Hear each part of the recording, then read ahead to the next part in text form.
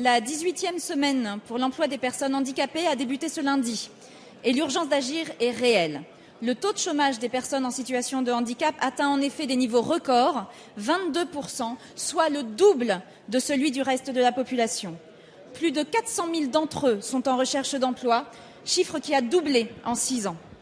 Si la crise économique rend la situation complexe, elle ne peut valoir justification. La société inclusive que nous prônons exige un changement d'approche radical. Une évolution des mentalités, tout d'abord, pour changer le regard de la société sur le handicap et lever nombre d'obstacles qui, consciemment ou inconsciemment, éloignent les personnes handicapées du monde du travail et bloquent leur accès aux études supérieures et aux formations essentielles pour décrocher un emploi. La question de l'accessibilité est elle aussi déterminante. Il faut entendre les inquiétudes du tissu associatif sur le sujet. Comment, en effet, suivre une formation ou se rendre à son travail quand les transports ou les lieux ne sont pas accessibles? Ce changement d'approche exige un volontarisme politique fort pour impulser une dynamique et l'accompagner de moyens. Je pense aux aides au poste en milieu protégé, par exemple, mais aussi pour simplifier les démarches des personnes et des entreprises, sortir de la complexité actuelle et clarifier les compétences des très nombreux acteurs. Le groupe d'études que je préside a mené de nombreuses auditions sur ces enjeux de la formation et de l'emploi qui pourront donner lieu à des propositions législatives. Notre collègue Annie Le Houerou vient de rendre un rapport pour dynamiser l'emploi des personnes handicapées en milieu ordinaire. Monsieur le ministre, les pistes pour avancer existent.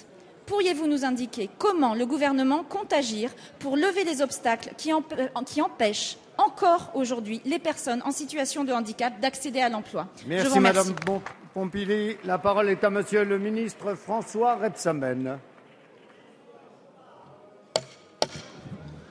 Monsieur le Président, Mesdames, Messieurs les députés, Madame la Présidente Barbara Pompili, c'est vrai que s'il y a un sujet consensuel, pas par nature, c'est celui de l'emploi des personnes handicapées, dont se sont préoccupés d'ailleurs les gouvernements successifs depuis 28 ans. C'est un sujet sur lequel je suis très attentif. Le constat, vous l'avez fait, il est le suivant.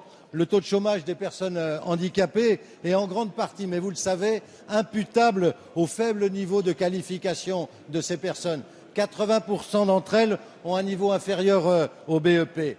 Mais même si le taux d'emploi reste inférieur aux 6% prévus par la loi, il progresse en même temps que se modifie, et vous aviez raison de le préciser, le regard sur la relation emploi-handicap.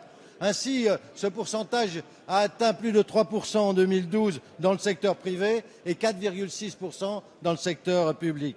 Les PME, je l'ai dit, participent à cet effort puisque 130 600 travailleurs handicapés sont accueillis dans les entreprises de moins de 20 salariés.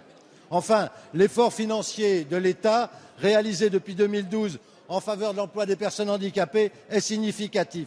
Mon ministère a consacré pour l'ensemble des dispositifs en faveur de ces mêmes travailleurs handicapés 512 millions d'euros en 2012 et je le rappelle, en 2015, la somme qui sera consacrée, c'est 621 millions d'euros, soit plus de 20% d'augmentation pour cet emploi.